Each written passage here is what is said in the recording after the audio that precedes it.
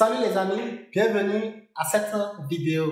Comme promis, je vous avais dit que je ferais des vidéos pour les analyses hebdomadaires.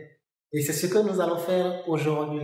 Il y a de cela quelques mois ou quelques semaines, j'ai déserté YouTube histoire de me concentrer sur un projet. Le projet est tout prêt, le lien est en bas de la description. N'hésite pas à aller visiter ce que nous avons préparé pour vous. Alors, on se dit à tout de suite pour notre analyse après cette brève introduction.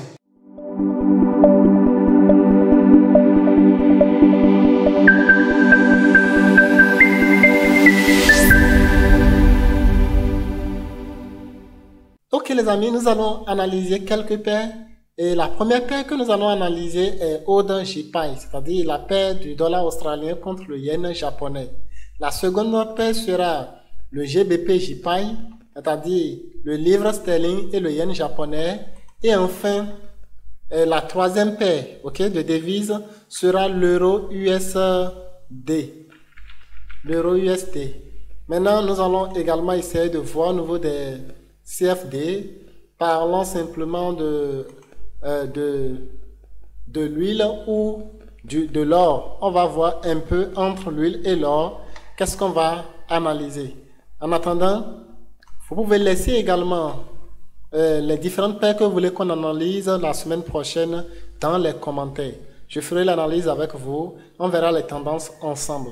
Ici, il ne s'agit pas en fait de vous donner de vous dire ceci va monter ou ceci va descendre, mais il s'agit de vous donner les zones clés, les zones qu'il faut considérer au cours de la semaine. Ok, je suis actuellement sur le AUD JPY. Quelles sont les zones clés du AUD JPY, c'est-à-dire le dollar australien et le yen japonais? Les zones clés sont les suivantes. Je passe d'abord en hebdomadaire pour voir ce qui se passe. En hebdomadaire, nous remarquons simplement que le marché est en pleine hausse. Nous sommes dans une correction légère et donc on ne sait pas si la correction va continuer ou ça va descendre. Mais vu que nous faisons de l'intraday, nous n'investissons pas à long terme, alors cela ne nous dérange pas trop. Sinon, on peut voir clairement ici que nous sommes en face d'épaule tête-épaule. Et est-ce que cette épaule tête-épaule pourra garder ou ça va échouer? On a par exemple ici notre épaule gauche et l'épaule droite qui se situe quelque part ici. Et là, nous avons notre tête qui est ici. Est-ce que ça va garder? Là, on ne sait pas. Mais les zones clés sont les suivantes.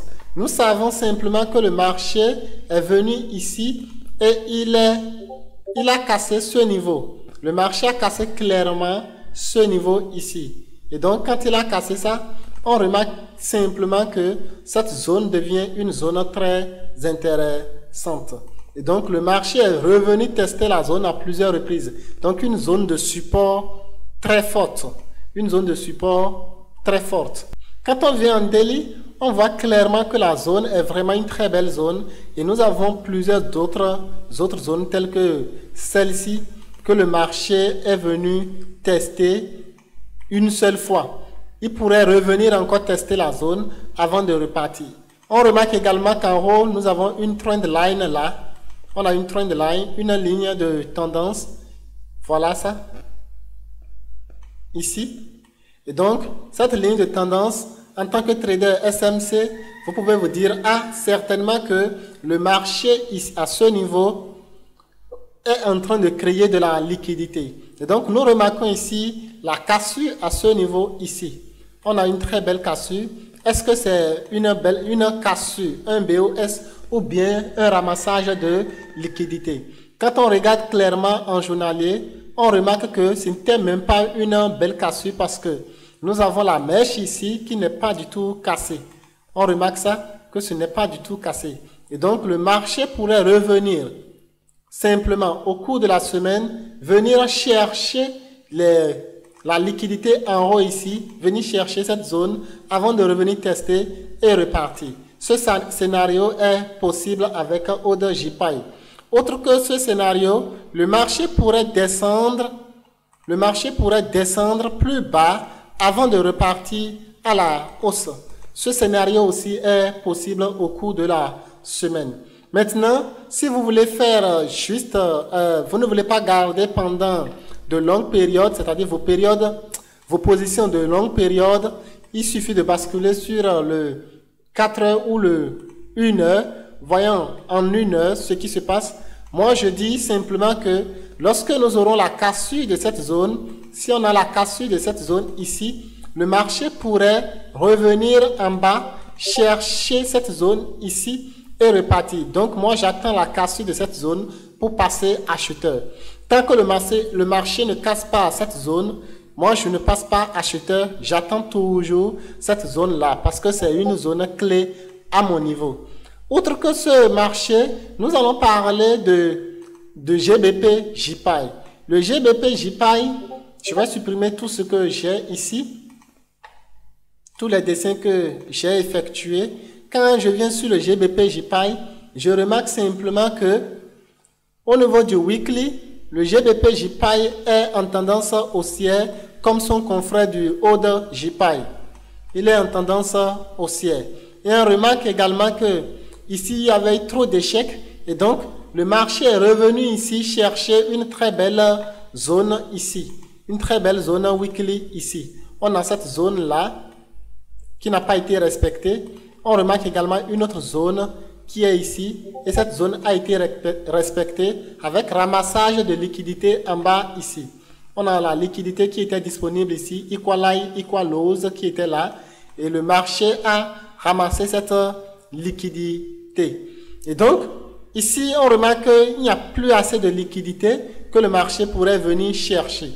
Sinon, que le marché peut continuer sa hausse ou peut-être, je ne sais pas, il n'y a plus autre chose ici que le marché pourrait redescendre chercher. Quand on passe en daily, nous remarquons simplement que le marché, pour qu'il puisse continuer, moi, je préfère l'attendre qu'il descende jusqu'à ce niveau, ok, jusqu'à la zone des 162, 163, avant de passer acheteur.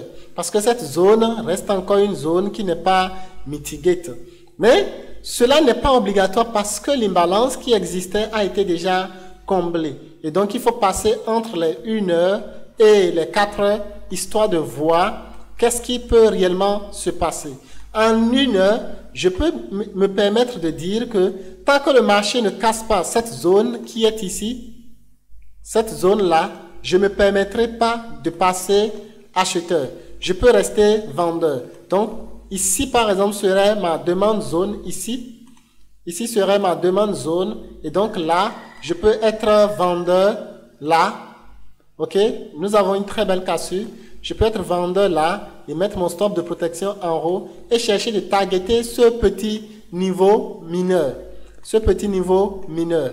Il y a aussi ce niveau-là qui est aussi un très bon niveau qu'on peut targeter comme ça. Et donc, voilà ce que je peux dire sur le Order et le GBP JPY. Passons à notre frère Eurus. Nous remarquons qu'en weekly, Eurus est en train de reprendre sa tendance. Non, il est en pleine correction. Eurus est en pleine correction. Parce que là, on était, voilà ici, cette demande zone qui existe là, cette supply zone du moins, qui existe là. Je remarque ici que Eurus du moins, avait cassé cette zone ici, avait cassé ceci, et donc Eurus pourrait revenir là, chercher cette zone, et c'est la zone qui a été même responsable de cette légère cassure. Ça a été responsable de cette cassure. N'oubliez pas que nous sommes en weekly, et donc cette cassure peut vraiment changer les choses en daily. Vous remarquez ça? C'est une très belle zone daily. En daily, nous remarquons que Eurus est en train de grimper. Nous avons là une première cassure. D'ailleurs, un premier BOS. On a ici un coach ici qui montre qu'on a eu un changement. Après, on a eu ici un retour, un retest. Et on a eu un BOS là. On a eu un BOS ici. Et donc, c'est vraiment un très bon changement de tendance. Moi, je préfère l'attendre qu'il revienne encore dans cette zone avant de passer acheteur pour targeter la zone des 1,065 5. C'est ma zone que je peux targeter. Essayons de voir le gold, un CFD. On va essayer de voir le gold. En weekly, on voit presque la même chose. La même chose se répète avec et c'est la même chose que Horus. On remarque ça. N'oubliez pas que le gold est influencé par l'évolution de l'euro-dollar. Et donc, on remarque clairement que le marché était en tendance, était en pleine correction. Ok, en weekly, le marché était en pleine correction, est venu chercher cette demande zone, a échoué, mais nous avons ici de la liquidité qui est créée. Donc, il se peut que le marché revienne chercher cette liquidité. Ça, c'est à long terme avant de continuer. Sinon, ici, nous sommes dans une demande, dans une supply zone. Et donc, cette supply zone peut vraiment être très importante pour la chute des coûts. Et donc, si je passe en daily, nous remarquons que en daily, nous avons une première cassure ici et le marché veut reprendre. La cassure de ce haut ici peut pousser le marché à reprendre la tendance de hausse, en hausse. Sinon, nous sommes toujours en tendance baissière. Si nous sommes toujours en tendance baissière avec le gold, et donc moi, la zone où nous sommes, je pourrais simplement basculer sur le 1 heure et voir si je peux trouver des opportunités. Et ici, il y avait même eu une très belle opportunité qui s'est présentée. Et voilà, je peux passer acheteur ici et vendeur là. Je mets mon stop de protection légèrement en haut. Et là, je vais targeter ce niveau qui est ici. Et donc, je serai déjà à 10 R, hein, et donc ce n'est pas petit. Et voilà ce que je peux dire sur le gold. J'espère que cette vidéo vous a beaucoup aidé. Si vous avez des questions, n'hésitez pas à les poser dans les commentaires. Et également, nous aurons des zooms chaque dimanche, histoire de vous aider. N'oubliez pas de laisser un like, un commentaire et également de partager la vidéo.